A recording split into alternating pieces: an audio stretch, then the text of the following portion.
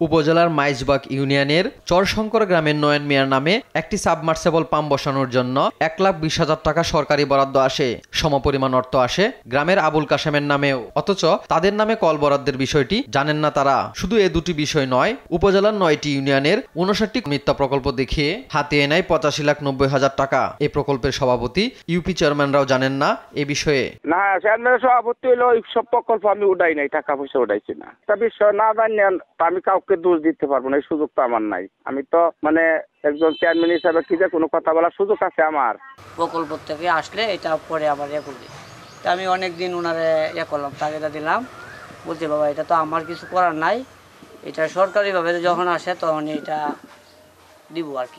শুনতেছি যে এটা টাকা উত্তোলন হয়েছে, কিন্তু আমি তো মাল পাই নাই।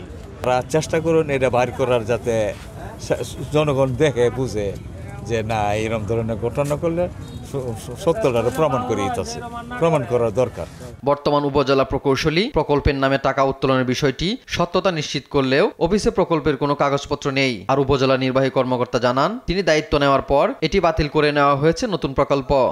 আমি আসার পরে এগুলো যাচাই বাছাই করার জন্য অধিকতর তদন্তের সাপেক্ষে একটা ব্যবস্থা গ্রহণ করি। ওই পিএসসিগুলো বাতিল করে সম্পূর্ণ নতুন করে আমাদের যে জনপ্রতিনিধি আছে তাদেরকে আমরা বলেছি যে তারা যেন প্রকল্প সাবমিট করে। এবং কাজ হয়েছে কি না তাও আমি জানি না। হ্যাঁ, শুনছি অনেকেই এই বিষয়ে জিজ্ঞেস করছেন এবং এই বিষয়ে শুনছি যে কাজ হয়েছে না। প্রকল্প বাস্তবায়ন কমিটির দায়িত্বে ছিলেন সাবেক উপজেলা নির্বাহী অফিসার শারমিনা সাত্তার এবং সদস্য সচিব উপজেলা প্রকৌশলী আয়েশা আক্তার। বর্তমান হবিগঞ্জের আজমিরীগঞ্জের উপজেলার প্রকৌশলীর দায়িত্বে থাকা আয়েশা আক্তার প্রকল্পের দুর্নীতির বিষয়ে কোনো কথা বলতে রাজি হননি। আর বর্তমান নান্দাইল উপজেলার নির্বাহী কর্মকর্তার দায়িত্বে থাকা শারমিনা সাত্তার বলেন, কাজ চলাকালীন সময়ে বদলি হওয়ায় তিনি বিষয়টি অবগত নন। এই কাজগুলো কিভাবে বা কি অবস্থায় আছে সেটা বর্তমান ইউনোই ভালো বলতে পারবেন। দেখা এটা কোন প্রকল্প কি সেই জিনিসটা তো আমি বুঝতেছি না, আমি পরে আপনার সাথে যোগাযোগ করতেছি। প্রকল্পে অনিয়ম দুর্নীতির অভিযোগটি খতিয়ে দেখে দোষীদের দ্রুত বিচারের দাবি এলাকাবাসীর। নিউজ ডেস্ক, দেশ টিভি।